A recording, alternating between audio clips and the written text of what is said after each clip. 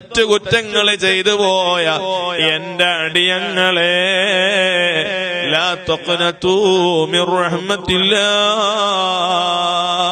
നിങ്ങൾ തെറ്റുകുറ്റം ചെയ്തവരാണെങ്കിലും നിങ്ങളുടെ സൃഷ്ടാവായ ഉടമയായ റബ്ബ് ആരാണ്?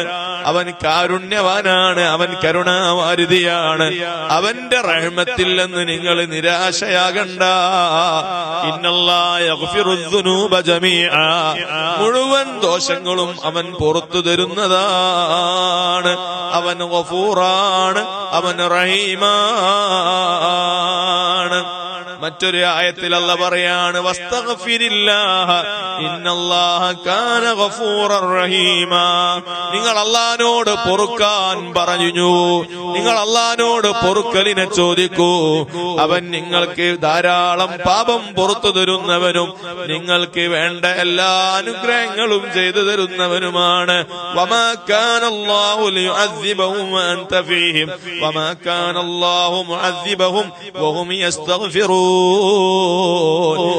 റസൂലുള്ളാഹി സ്വല്ലല്ലാഹു അലൈഹി വസല്ലം തങ്ങളെ വിളിച്ചിട്ട് അല്ലാഹു പറയാണ്, നബിയേ, അവിടുത്തെ ഉമ്മത്തിൽ അവിടുന്ന് ഉള്ളപ്പോൾ ഞാൻ അവരെ ശിക്ഷിക്കൂല. മുത്തുനബിയുടെ ഉമ്മത്തായ നമുക്ക് വലിയ സമാധാനമാണ്.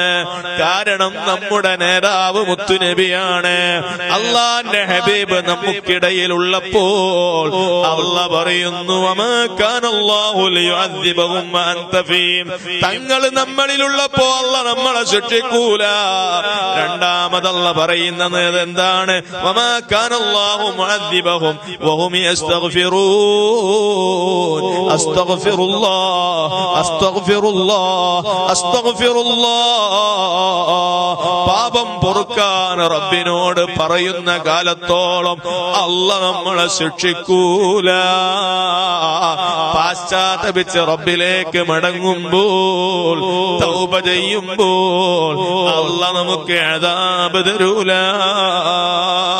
ഉമ്മമാരെ, അതുകൊണ്ട് റബ്ബിലേക്ക് തൗബ ചെയ്യാൻ നമ്മൾ ഉത്സാഹിക്കണം.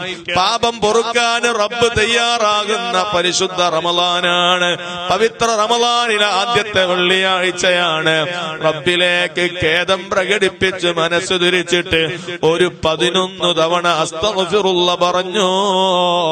അല്ലാഹു നമ്മളെ പാപങ്ങൾ പുറത്തു തരട്ടെ.